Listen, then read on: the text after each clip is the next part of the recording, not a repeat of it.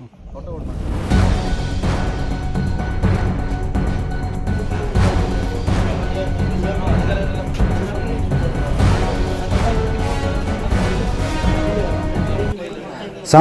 କେବଳ ଖବର ପରିବେଷଣରେ ସୀମିତ ନୁହେଁ, ବରଂ ସମାଜର ଦୁଃଖ ଦୁର୍ଦ୍ଦଶା ଓ ଆବଶ୍ୟକତା ସମୟରେ ଲୋକଙ୍କ ପାଖରେ ଛିଡ଼ା ହେବା ମଧ୍ୟ ଜଣେ ସାମ୍ବାଦିକଙ୍କ ପବିତ୍ର କର୍ତ୍ତବ୍ୟ।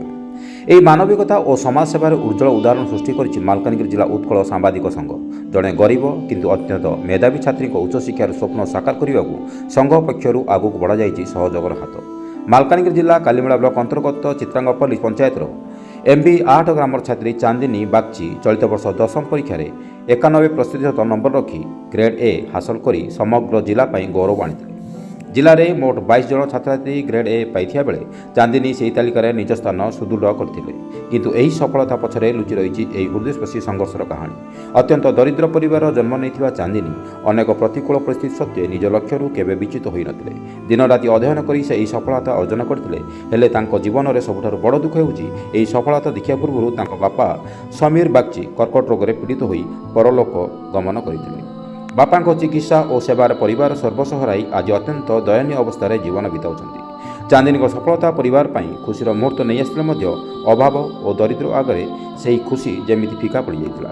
ଦୁଇ ଓଳି ଦୁଇ ମୁଠା ଖାଇବାକୁ ସଂଘର୍ଷ କରୁଥିବା ପରିବାର ପାଇଁ ଚାନ୍ଦିନୀଙ୍କ ଆଗରୁ ପଢ଼ାର ଖର୍ଚ୍ଚ ଯୋଗାଇବା ଅସମ୍ଭବ ହୋଇପଡ଼ିଥିଲା। ଫଳରେ ଜଣେ ମେଧାବୀ ଛାତ୍ରୀଙ୍କ ସ୍ୱପ୍ନ ଅଧାରେ ଅଟକିଯିବା ଆଶଙ୍କା ସୃଷ୍ଟି ହୋଇଥିଲା। ଏହି ସମୟରେ ଚାନ୍ଦିନୀଙ୍କ ଜୀବନରେ ଆଶାର ଆଲୋକ ହୋଇ ପହଞ୍ଚିଛି ମାଲକାନଗିରି ଜିଲ୍ଲା ଉତ୍କଳ ସାମ୍ବାଦିକ ସଂଘ। ଚାନ୍ଦିନୀଙ୍କ ଉଚ୍ଚ ମାଧ୍ୟମିକ ଶିକ୍ଷା ପାଇଁ ସମସ୍ତ ପ୍ରକାର ସହଯୋଗ ଓ ସହାୟତାର ପ୍ରତିଶ୍ରୁତି ଦେଇଛନ୍ତି ସଂଘର ସଦସ୍ୟମାନେ। ଆଜି ସଂଘର ସଭାପତି ଅଶୋକ ମିଶ୍ର, ସମ୍ପାଦକ ଶ୍ରୀନିବାସ ପାତ୍ର, ଉପସଭାପତି ପ୍ରଶାନ୍ତ ସାହୁ ଓ କାଲିମେଳା ବ୍ଲକ ସଭାପତି ଟି ସତ୍ୟନାରାୟଣ ସୁବୁଦ୍ଧିଙ୍କ ନେତୃତ୍ୱରେ ସଂଘର ସଦସ୍ୟମାନେ MB8 ଗ୍ରାମରେ ପହଞ୍ଚି ଚାନ୍ଦିନୀ ଓ ତାଙ୍କ ପରିବାରକୁ ଭେଟିଥିଲେ। ପ୍ରାଥମିକ ପର୍ଯ୍ୟାୟରେ ସଂଘ ପକ୍ଷରୁ 15,000 ଟଙ୍କା ଆର୍ଥିକ ସହାୟତା ପ୍ରଦାନ କରାଯାଇଥିଲା। ଚାନ୍ଦିନୀ ଆଗକୁ ଯୁକ୍ତ 2 ବିଜ୍ଞାନରେ ପଢ଼ି ଜୀବନରେ ବଡ଼ ଲକ୍ଷ୍ୟ ହାସଲ କରିବାକୁ ଇଚ୍ଛା ପ୍ରକାଶ କରିଥିବାରୁ ସେଥିପାଇଁ ମଧ୍ୟ ସଂଘ ପକ୍ଷରୁ ସମ୍ପୂର୍ଣ୍ଣ ସହଯୋଗ କରାଯିବ ବୋଲି କୁହାଯାଇଛି। ତାଙ୍କର ବଦାନ୍ୟତା ଏତେ ଦେଖାଇଲେ ଯେ ତାଙ୍କୁ କିଛି ଅର୍ଥ ରାଶି ଦେଇ ତାର ଆଗାମୀ ଭବିଷ୍ୟତ ଉଜ୍ଜଳ କରିବା ଲାଗି ସେମାନେ ତାଙ୍କ ଆଶୀର୍ବାଦ ପ୍ରଦାନ କରୁଛନ୍ତି। ଏବଂ ଯେତେବେଳେ ବି ଯେକୌଣସି ଏଇଭଳିଆ କାର୍ଯ୍ୟ ଆସୁଛି ମତେ ପ୍ରାୟ ବହୁତ ଜାଗାରେ ମୁଁ ଦେଖିଛି ଏମାନେ ଆଗକୁ ବଢ଼ି ଯାଆନ୍ତି। ଏଇଟା ହିଁ ମାନେ ଚତୁର୍ଥ ସ୍ତମ୍ଭର ମୂଳ ଲକ୍ଷ୍ୟ ହେବା ଦରକାର ଏବଂ ସବୁ ଜାଗାରେ ସେମାନେ ରହିବା ଦରକାର। এইটা ହିଁ ତାଙ୍କର ମାନେ ମୂଳ ପ୍ରଣ ରଖିକି ସେମାନେ ଆଗକୁ ବଢ଼ିବା ଦରକାର। ଏହାସହ ତାଙ୍କ ପରିବାର ପାଇଁ ସରକାରୀ ସହାୟତା ଯୋଗାଇବା ନିମନ୍ତେ ପ୍ରଶାସନର ଦୃଷ୍ଟି ଆକର୍ଷଣ କରାଯିବ ବୋଲି ସଂଘ ସୂଚନା ଦେଇଛି। निश्चित रूपे देखंतु मो अशोक मिश्र मालकानगिरी जिला उत्कल सांबादिक संघर सभापति अच्छे।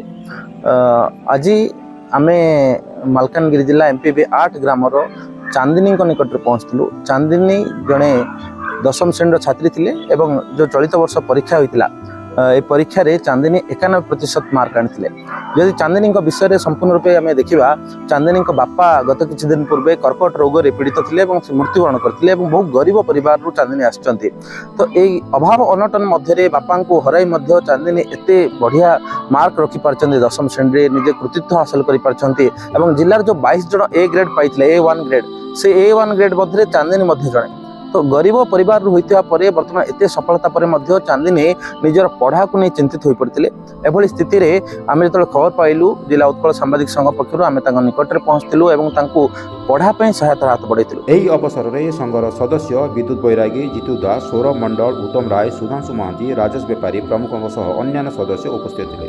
समाज रे एभली मानविकता पदक्षेप निश्चित भाव अन्य मानक प्रेरणा सृष्टि करिवो।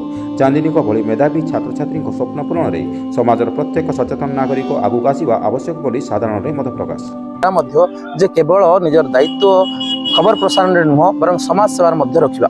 तो यही दायित्व को आम प्रतिपादन करने आज चांदिनी घर पहुंचलु और 15,000 टंकार आर्थिक सहायता सहित तांकर परिवार किपरि आगु को प्रतिपोषण हम से प्रशासन तरफ कौन सब साहाय्य मिल पार। यह चांदिनी आगामी दिन में युक्त 2 विज्ञान पढ़ाई मन बड़ाई तेणु किपर रूपे विभिन्न शिक्षानुष्ठान नाम लिखा आडमिशन हो पार से पाठ पढ़ाइबे ए सब दायित्व आम आज ग्रहण करें कर्तव्य बोली भाविचु।